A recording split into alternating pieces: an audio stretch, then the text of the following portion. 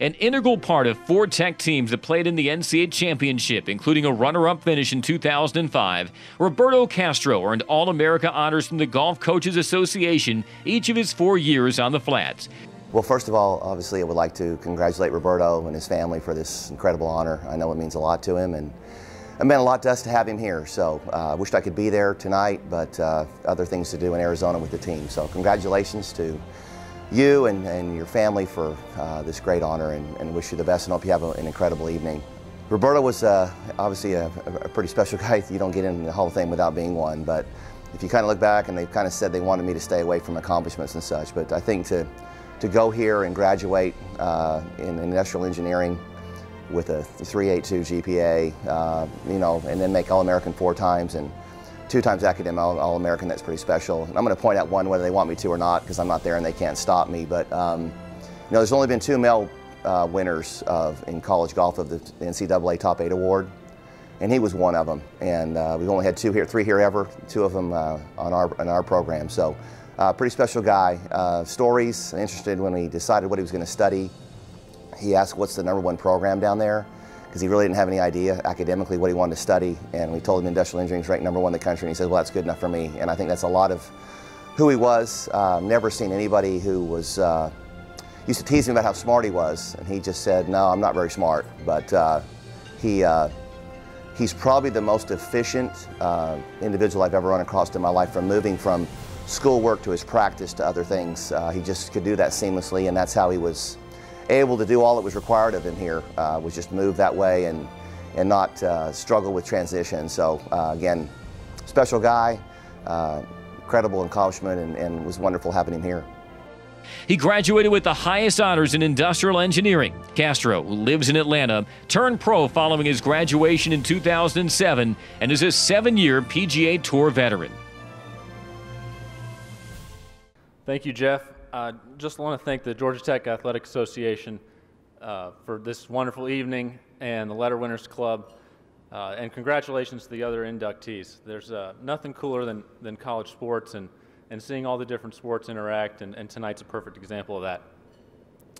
At the risk of losing you with this next line, I'm gonna start at the beginning, but I promise that it won't be long. But my Georgia Tech story started, I was 13 or 14, and the golf team was playing an NCAA championship down at Auburn. So my mom sees it in the newspaper. I think this is pre-internet, and she loads up the minivan with my 2 brothers and I think a couple of friends, and we drive down to Auburn to watch NCAA golf. Not really Georgia Tech, but just to watch NCAA golf. So we pull up to the parking lot, and the guy kind of flags us down, and he says it'll be $30.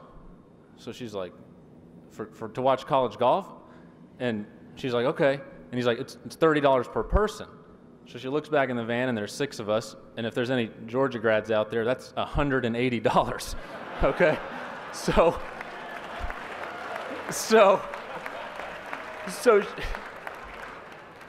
she turns to the guy and she says, let me tell you something. 2 things aren't happening. 1, I'm not gonna pay you $180 to have a bunch of kids watch golf. And 2, I'm not driving back to Atlanta with a van full of kids who didn't get to watch any golf. So, long story short, the minivan rolled into the parking lot, and we watched Georgia Tech, but I fell in love with Georgia Tech. Matt Kuchar, that day. Matt Kuchar was playing. Yeah, people like Matt, right? He's popular. Matt, Troy Madison, Bryce Mulder were on that team. They had these navy blue golf bags with yellow piping and the Rambling Wreck on it. And I absolutely fell in love with Tech. And I thought, man, it would be unbelievable to play for this team. But the problem was they were one of the best teams in the country. So that's a problem. I couldn't just sign up. But I had some good fortune and some good results, and Coach recruited me. And as soon as he offered me a spot to play on the team, I jumped right on it. So I think I was a sophomore in high school, and I jumped right. So I wait for 3 years to go to Georgia Tech, and I am beyond excited, just chomping at the bit. I grew up in Alpharetta, and I just could not wait to get on campus and start practicing with the guys and do the whole deal. And finally, the weekend before school starts, I go get my dorm key, And I go with a friend of mine who's a year older, so he's a teammate. He's already been there a year. So we get our dorm keys, we walk up to the dorm, and I just cannot be more excited. And he opens the door, and he puts down his 2 bags, and he looks around, and he gets this ashen, just looks down at the ground, and he says, "God, this place again." And I said, "Oh boy, I might have made a big mistake here." But it was a typical first day Georgia Tech experience. But Coach is not here to defend himself, like he said. So Jeff nailed it. He is unequivocally the best coach in the country. He has tons of trophies and accolades, and he's a Hall of Fame in his own right. But what defines him, and all the boosters in this room and anyone who's dealt with him, is that he's so emotionally invested in what he does. He's invested in the program, he's invested in the players, he's invested in the school, he's invested in the boosters, and I feel bad for him because he's in a business where once the gun goes off, he has no control over what we do. There's no real audibles to call as a golf coach. You just send us on our way, and it beats him up. I mean, he just can't. He cares so much that it's tough for him to follow us and deal with the ups and downs. And every time he calls me or we touch base, I'm glad to hear his ticker's still going, because I really worry about him. I really do. But I wish I had more stories of us giving him a hard time, but the Hall of Fame for giving Coach a hard time is filled up with Kuchar and that generation guys. We were way too nice to him. But our main difference of opinion was that I thought that if I hit a ball in the water, I should slam my club against the ground or yell some profanity because I just hit a ball in the water. He was all about keeping your composure. So we disagreed on that. But if we didn't have a good day, he thought that you should be at dinner later and you should still be upset about that bad day. So we kind of had a difference of opinion of when you should react to a good result or a bad result. And I didn't understand why I should be sitting at Chili's having dinner with the team and smash a bowl of tortilla chips because of something that happened 5 hours ago. But I had to run a lot of mornings. Roger, the whole team wasn't there, but I was generally running. Or Durant, I was generally running because I had done some outburst on the course. But I think tonight is a lot about success, and I think you need talent. I think you need hard work. Those are the two that are most often mentioned. But I think a culture of people around you is what really makes success. And I was very, very fortunate from a young age. My grandparents played on their national team, played golf for their national team in Peru. And I hear all these stories about Michael Jordan being the most competitive person in the world, but they haven't met my grandmother. I'm telling you, she is the most competitive person. We were at a tournament in Hawaii a couple years ago, and I missed the cut, which means I'm not playing Saturday or Sunday. But we're out there practicing on Saturday, and she's out there practicing with me, and the grandstand is behind us on 18, and somebody hits a shot, and everyone's clapping, and she just turns to me and she goes, "I hate to hear that. I hate to hear the clapping for other players."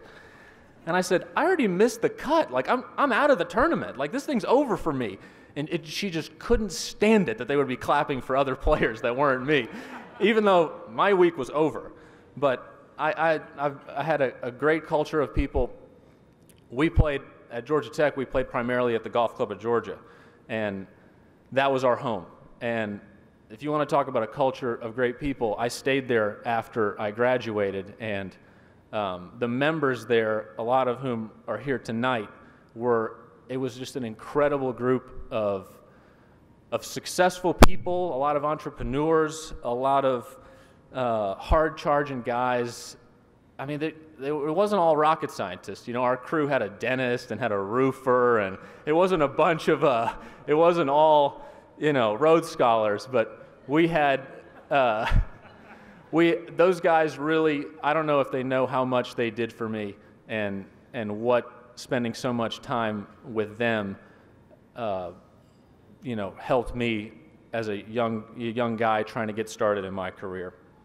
And the person you spend the most time with once you turn professional is your caddy. And as far as an influence, the person I've spent the last 8 years with, he's relentlessly optimistic.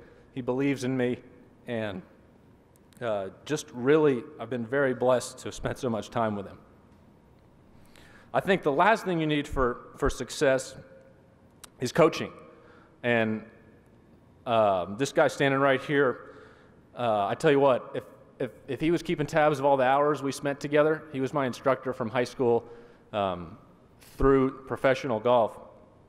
If he was keeping tabs of how many hours we spent together, and he comes back even at minimum wage, I got to sell everything to pay him. I mean, there is no chance I could repay Jeff for all the time he spent with me, and I just cannot thank you enough. You know, a lot of success is very quantifiable. It's trophies or scores or scoring average, but I've had a great partner the last 4 or 5 years, and my wife, and we have a young daughter and another one on the way, and just can't thank her enough for keeping perspective in our life. And you know, we go to tournaments, and a volunteer or someone in player dining will come up to me at the end of the week and they'll say, "Your wife is the nicest person on this tour. Like, she is just the nicest person." I don't think there's a higher honor you could get from a stranger, but my response is always the same. I always say, "Are we talking about the right person? She's not that nice to me all the time. I don't understand what the..." But I think we can all relate to that. You know, in closing, a couple of months ago, I went to Athens to watch NCAA tennis, and we went and watched Chris Eubanks. And you know, what struck me is how cool college sports are. You know, you had all the players in their uniforms, you had the fans, you had, you know, everyone's all in their gear, the parents were there, just the whole experience of college sports, I think, is awesome. And I'm just so proud to have been a part of that. I'm so thankful for that opportunity. Thankful to have been part of Georgia Tech and Georgia Tech golf, and I just can't ask for more. So thank you very much.